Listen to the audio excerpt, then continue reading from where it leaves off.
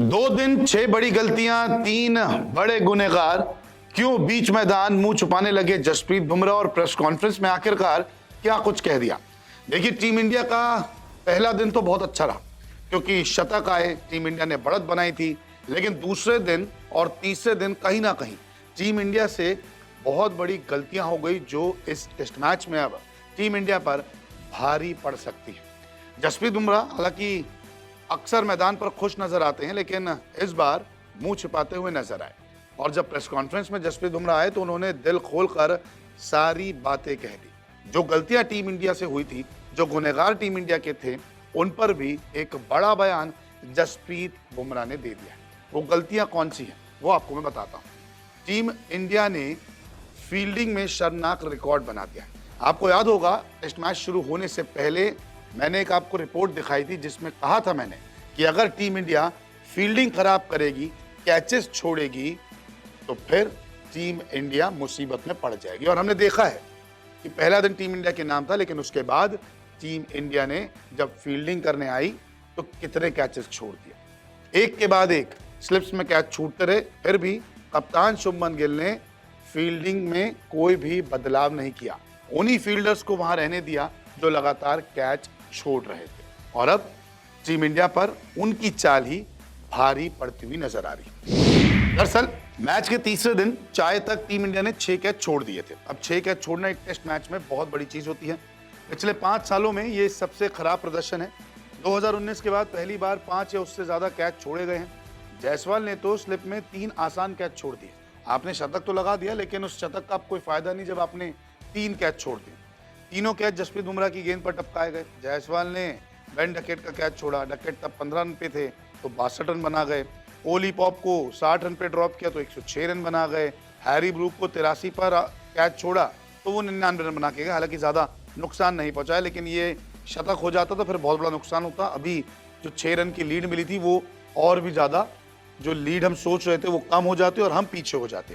कुल मिलाकर 4 कैच तो बुमराह की गेंद पर ही छूटे। रविंद्र जडेजा और ऋषभ पंत ने भी एक कैच छोड़ दिया। अब जब जायसवाल ने हैरी ब्रूक का कैच छोड़ा था ना, तो तस्वीरें आप देखिए किस तरीके से जसप्रीत बुमराह निराश थे। गुस्सा नहीं आया उन्हें, उन्होंने अपना मुंह छुपा लिया और कहीं ना कहीं उनके मन में यही होगा कि कब आप कैच पकड़ेंगे।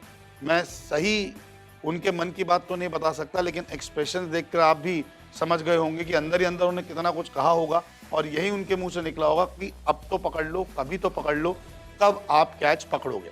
लेकिन फिर भी कैच छूटते रहे। जायसवाल शतक लगाया, लेकिन अगर आप 3 कैच छोड़ देंगे, एक खिलाड़ी से शतक लगवा देंगे, एक से 62 बनवा देंगे, एक से 99 बना देंगे, तो फिर ऐसे शतक की जरूरत टीम इंडिया को नहीं है कि आप 100 बना के दूसरी टीम से 100 से 150 रन एक्स्ट्रा बनवा देंगे। ये मैं नहीं, कमेंटेटर्स भी कह रहे थे कि फील्डिंग में कहीं ना कहीं गलत अप्रोच है, आप फील्डिंग ठीक से नहीं कर रहे हैं, शुभमन गिल को फील्डर चेंज करना चाहिए था, साई सुदर्शन को वहाँ आप लगा सकते हैं, लेकिन नहीं, जायसवाल के साथ ही आप गए। और जो नया अब स्लिप कॉर्डन है जिसमें करुण नायर है, केएल राहुल है, शुभमन गिल है और जायसवाल है, वो कहीं ना कहीं फ्लॉप होता हुआ नजर आ रहा है।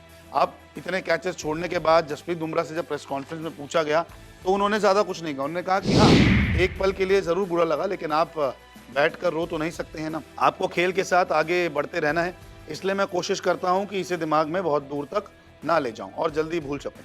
हमारे कई खिलाड़ी अभी नए हैं और उन्हें थोड़ा वक्त मिलना चाहिए। कभी कभी गेंद को देख पाना मुश्किल हो जाता है, कोई भी जानबूझकर कैच नहीं छोड़ता, सभी खिलाड़ी काफ़ी मेहनत कर रहे हैं, ऐसा होता रहता है। इसलिए मैं कोई हंगामा खड़ा नहीं करना चाहता, ये नहीं दर्शाना चाहता कि मैं गुस्से में हूँ या बॉक्स को लात मार रहा हूँ, जिससे फील्डर पर और भी ज़्यादा दबाव बने। अगर कैच पहले ही पकड़ लिए जाते तो अच्छा होता, लेकिन खिलाड़ी इस अनुभव से ही सीखेंगे। तो देखिए, जसप्रीत बुमराह का एक बड़ा दिल देखने को मिला है। वो कह रहे हैं कि ठीक है, कैच छूट गए, कोई जानबूझकर कैच तो नहीं छोड़ता है, कहीं ना कहीं दिक्कत आ रही होगी, लेकिन धीरे धीरे सीख जाएंगे। लेकिन हाँ, अगर ये कैचेस पकड़ी जाती तो जो 6 रन की हमें बढ़त मिली थी वो हो सकता है 200 रन की या 150 रन की होती और मैच का नतीजा कुछ और हमारे सामने होता। अभी 96 रन जो है वो आगे चल रहे हैं हम इंग्लैंड से। अब देखते हैं कि टीम इंडिया कितना स्कोर बनाती है और क्या अंत में ये जो छोड़ी हुई कैचेस है भारी पड़ती है या फिर नहीं। आपकी क्या राय है इन ड्रॉप कैचेस पर? कमेंट करके जरूर बताएं।